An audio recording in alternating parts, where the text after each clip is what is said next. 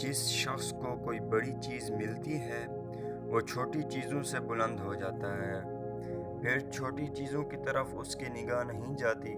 میں ایک قصہ آپ کو سناتا ہوں، بڑا عبرت ناک قصہ ہے، بڑے کام کی بات ہے۔ ایک شخص نے کہیں سفر پر جاتے ہوئے شہر کے کسی معزز آدمی کے یہاں اپنی امانت رکھوا دی۔ اچھی خاصی رقم تھی، کئی ہزار روپے تھے، اور کہا کہ میں سفر پر جا رہا ہوں، وہاں سے آ کر لوں گا۔ انہوں نے کہا اچھا رکھ دو، اللہ مالک ہے، آنا تو پھر لے لینا۔ وہ بیچارہ سفر کر کے آیا۔ عرصے کے بعد اس نے ان سے کہا کہ ہماری امانت دے دیجئے، تو وہ بالکل انجان بن گئے۔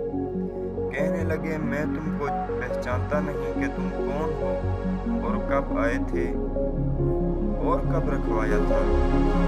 بیچارہ حیران ہو گیا، شریف سمجھ کر نہ اس نے کوئی لکھ پڑھ کی تھی نہ دستاویز لکھوائے تھے۔ اب وہ جتنا یاد دلاتا وہ بھولتے جاتے، یہاں تک کہ ناراض ہو گئے اور کہنے لگے ایک شریف آدمی کو بدنام کرتے ہوئے تمہیں شرم نہیں آتی؟ تم مجھے چور بناتے ہو۔ اس کے پاس کوئی ثبوت نہیں تھا۔ اس نے جا کر قاضی سے شکایت کی۔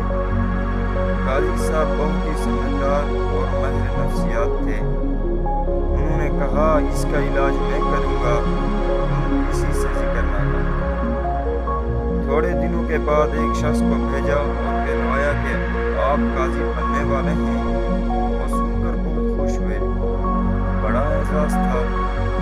کچھ دن کے بعد اس شخص کہا کہ جا کر اپنی امانت مانگو۔ وہ گیا اور اس نے کہا کہ شاید آپ کو یاد آ جائے کہ میں فلاں وقت آیا تھا۔ ہاں مجھے یاد آ گیا، تمہارے جانے کے بعد ہی مجھے یاد آ گیا تھا، اور میں تمہارا منتظر تھا۔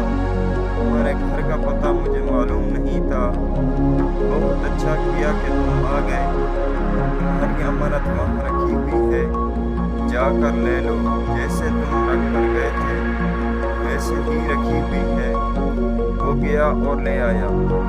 اس کو بڑا تعجب ہوا اور ان دو باتوں میں تعلق سمجھ میں نہیں آیا۔ اس نے قاضی سے کہا جو قاضی القضاء تھے، خیر میری امانت مجھے مل گئی، مگر یہ انتظام آپ نے کیسے کیا؟ انہوں نے اقرار کیسے کیا؟ وہ انکار کے بعد اقرار۔ قاضی صاحب نے کہا کہ بھائی بات یہ ہے کہ ان کو اس سے بڑی چیز ملنے والی تھی۔ اصل میں اس اعلیٰ چیز سے اس گراوٹ کا کوئی جوڑ نہ تھا، جس کو قضا مل رہی ہو یا وزارت مل رہی ہو تو وہ کسی کے 500 یا 200 روپے کیا مارے گا۔ اب ان کے ذہن کی سطح ایک دم سے بلند ہو گئی تو وہ سوچنے لگے کہ میں قاضی ہوں، اب قاضی کی کیا حیثیت کہ وہ 200-400 روپے لے۔ تو یہ حرکت ان کو بہت گری ہوئی معلوم ہونے لگی اور انہوں نے سوچا کہ 500 کی کیا حقیقت ہے۔ تو میں یہ بات طلباء قرآن سے کہتا ہوں کہ تم یہ سمجھو کہ تم عالم ہونے والے ہو۔